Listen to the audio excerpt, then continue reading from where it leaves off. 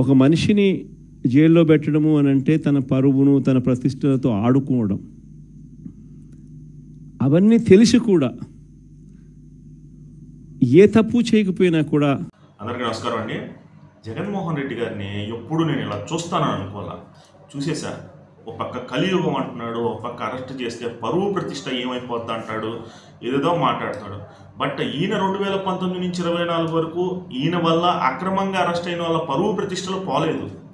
తప్పు చేసి తప్పులో భాగస్వాములు అయ్యి స్కాముల్లో భాగస్వాములు అయిన వాళ్ళని ఇప్పుడు కూటమి ప్రభుత్వం అరెస్ట్ చేస్తుంటే ఇప్పుడు వాళ్ళ పరువు ప్రతిష్టలు పోతున్నాయి. అంతే కదా. నువ్వు చేస్తే ఒక న్యాయం, ఇక్కడ జరిగితే ఒక న్యాయం.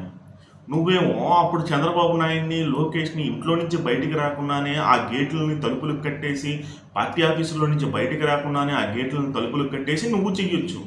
కానీ నిన్ను స్వేచ్ఛగా వదులుతూ ఇంతమందితోనే లిమిటెడ్గా మీరు ప్రోగ్రాం పెట్టుకుని వాళ్ళని వెళ్ళి కలవండి అని అనటం తప్పు.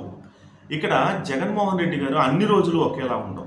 నువ్వేమో కక్షపూరిత రాజకీయం చేసావు. ఇక్కడేమో ఏం జరుగుతుంది అంటే ఎవరైతే తప్పు చేశారో వాళ్ళని అరెస్ట్ చేస్తున్నారు. దాంట్లో తప్పు లేదు. ప్రజల దగ్గర నుంచి కూడా మంచి స్పందన వస్తుంది.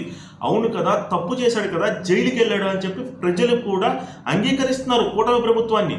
ఇంకొక విషయానికి వస్తే జగన్మోహన్ రెడ్డి గారు, మీరు మీ మనుషులతో చంద్రబాబు నాయుడు గారి ఇళ్ళ మీదకి వెళ్ళి అంటే ఆ జోగి రమేష్ని పంపించి తర్వాత రకరకాలుగా అచ్చెన్నాయుడు గారి గోడలో పోలీసులు దూకి మరీ ఆయన అరెస్ట్ చేసి ఎన్ని రకాలుగా చేశారంటే అన్ని రకాలుగా చేశారు. తండ్రి వయసు ఉన్న పెద్ద ఆయన జేసీ ప్రభాకర్ రెడ్డి గారిని ఒక కేసులో అరెస్ట్ అయ్యి బయటికి రాగానే మళ్ళీ ఇంకో కేసు వేయడం, మళ్ళీ చింతమనేని ప్రభాకర్ ఒక కేసులో అరెస్ట్ అయ్యి బయటికి రాగానే ఇంకో కేసులో వేయడం.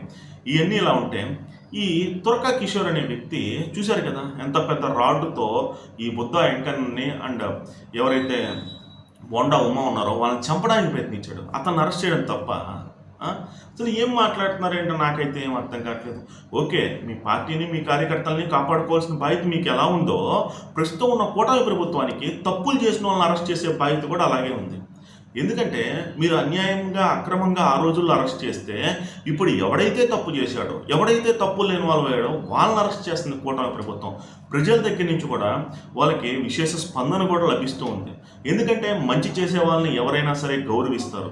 మన ఆంధ్రప్రదేశ్ ప్రజలు చాలా తెలివిగలవాళ్ళు. అందుకనే కూటమి ప్రభుత్వం మంచి చేస్తుందని భావించి వాళ్ళకి సపోర్ట్ కూడా చేస్తున్నారు.